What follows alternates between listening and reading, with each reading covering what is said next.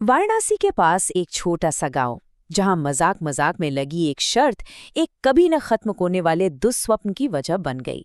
तो चलिए आज बात करते हैं उसी रात की, जिसने दो जिंदगियों को हमेशा के लिए अंधेरे में कैद कर लिया। ये गांव वालों के शब्द थे, अर्जुन और बबीता के लिए, जो शहर से घूमने आए थे। एक सीधी साधी चेतावनी, जिसे नजरअंदाज करने की कीमत उनकी सोच से कहीं ज्यादा भयानक होने वाली थी। जरा सोचिए, एक शांत गुमसुम सा गांव, जहां शाम होते ही एक अजीब सी खामोशी पसर जाती है। और इस खामोशी की वजह, गांव के ठीक बाहर बनी वो सदियों पुरानी वीरान हवेली, जिसकी तरफ दिन में भी कोई देखने की हिम्मत नहीं करता। और यहीं से कहानी में असली मोड़ आता है। एक तरफ था अर्जुन, जिसे ये सब बातें बस मनगढ़ंत लगती थीं, वो इन पे हंस रहा था। और दूसरी तरफ थी बबीता, जिसे न जाने क्यों किसी बुरी चीज के होने का एहसास पहले से ही हो रहा था। तो जाहिर है, हुआ वही जिसका डर था।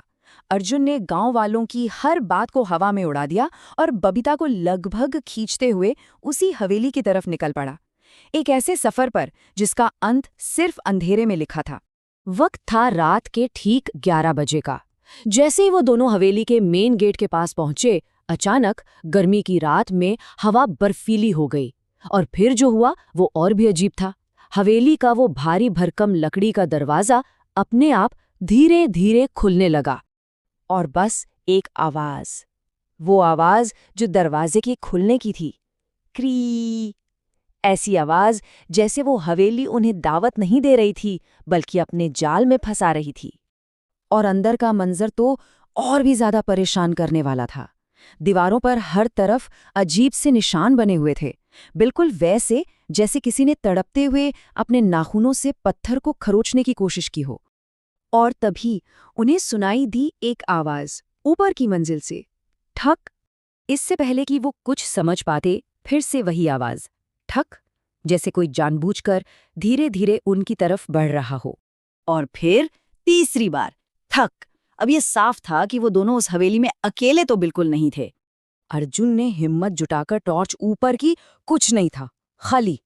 लेकिन असली खौफ ऊपर नहीं, नीचे था। सवाल ये है कि जब टॉर्च नीचे जमीन पर गई तो क्या दिखा? जमीन पर गीले पैरों के निशान थे, ताजा, बिल्कुल ताजा। पर सबसे खौफनाक बात ये थी कि वो निशान कहीं से आ नहीं रहे थे। वो हवा में से एक एक करके उनके सामने बन रहे थे और सीधे उन्हीं की तरफ आ रहे थे। और वो कुछ समझ पाते, कुछ कर पाते, उससे पहले ही पीछे का दरवाजा जोर से बंद हो गया। धड़ाम! खेल खत्म। अब भागने का कोई रास्ता नहीं बचा था। दरवाजा बंद हो चुका था। अब तक जो चीज सिर्फ आहट दे रही थी, अब वो सामने आने वाली थी। डर का एक नया चैप्टर खुलने वाला था। और तभी उस घने अंधेरे में से एक बहुत ही धीमी, फुसफुसाती हुई आवाज गूंजी। सिर्फ एक नाम लिया उस आवाज ने, अर्जुन। और फिर से वही आवाज, लेकिन इस बार बहुत ज्यादा पास से, जैसे कोई ठीक उनके कान के पास बोल रहा हो, अर्जुन, तुम आ ही गए। इस आवाज में गुस्सा नहीं था, बल्कि एक अजीब सा अपनापन था।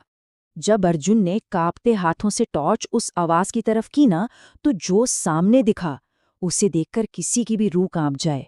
एक औरत जिसका चेहरा उल्टा था, उसकी आंखें एकदम सफेद, और उसका शरीर इस तरह से टेढ़ा मेढ़ा था जैसे सारी हड्डियां तोड़ दी गई हों।